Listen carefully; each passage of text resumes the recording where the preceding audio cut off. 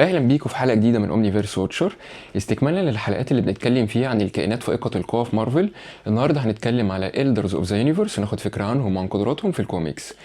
إلدرز اوف ذا يونيفرس هي شخصيات تبع مارفل كوميكس. اول فوليوم في الكوميكس كان في شهر مارس سنه 1966. الكلام ده كان في العدد رقم 28 من ست الكوميكس افنجرز على ايد الكاتب الكبير ستان لي. اصول الإلدرز مش معروفه بالظبط من كتر ما هي قديمه وترجع لنشأة الكون، بس معروف ان هم اقدم كائنات حيه على الاطلاق. كل واحد فيهم يبقى الناجي الاخير من العرق بتاعه اللي نشأ بعد البيج بانج على ايد السيلاستيالز.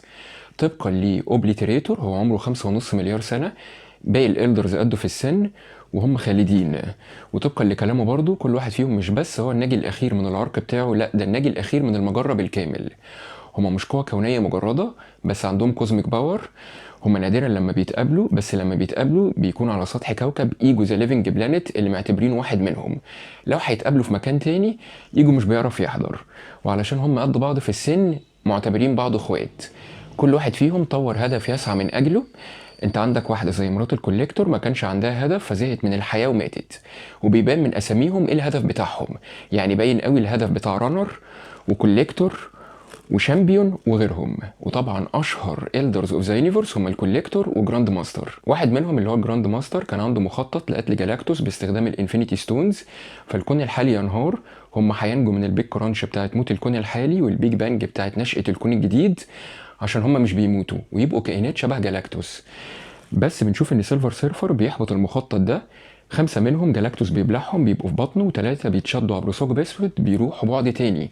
بيقابلوا ان بتوينر بيعملوا معاه ديل ان هو يجي معاهم للبعد بتاعهم وينقذ اخواتهم من بطن جالاكتوس، في مقابل ان هو لما يجي البعد ده يعمل توازن.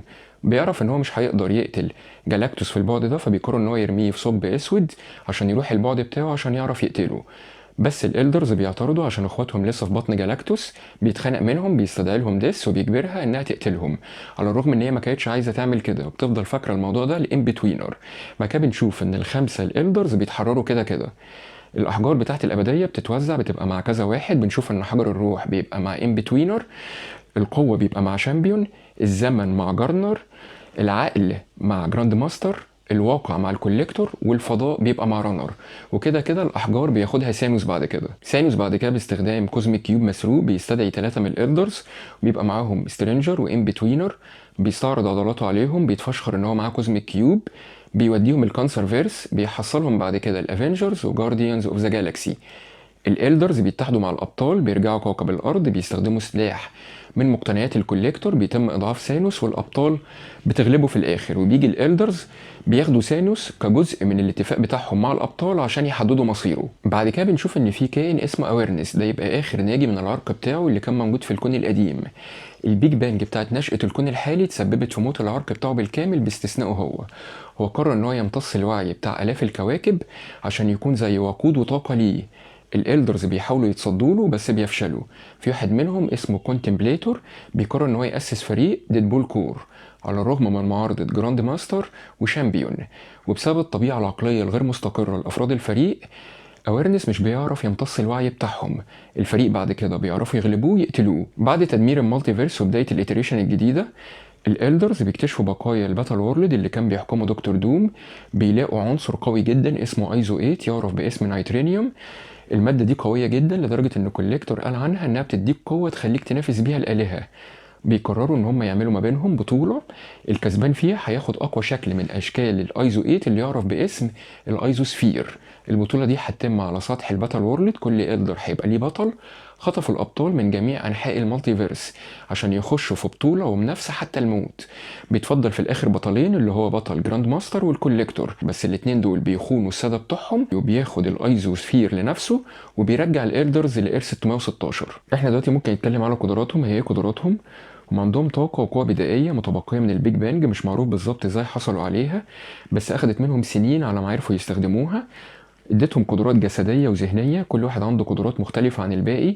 يعني انت عندك اوبليتريتور، ده كان ميوتنت في الكوكب بتاعه، كانت القدرة بتاعته ان هو بيعرف يحافظ على جسمه، وبعد كده قرر ان هو يموت كل سكان الكوكب البالغ عددهم 20 مليار واحد. انت عندك جراند ماستر كان ضحك على ديس، فهي اقسمت ان هو وباقي الالدرز مش هيخشوا البعد بتاعها نهائيا، فعشان كده هم مش بيموتوا خالدين. في ناس تصنيفهم كالدرز اوف ذا يونيفرس مش واضح قوي، يعني انت عندك سترينجر وان بتوينر بيتم اعتبارهم قوة كونية، بس برضه بيتم اعتبارهم elders of the universe.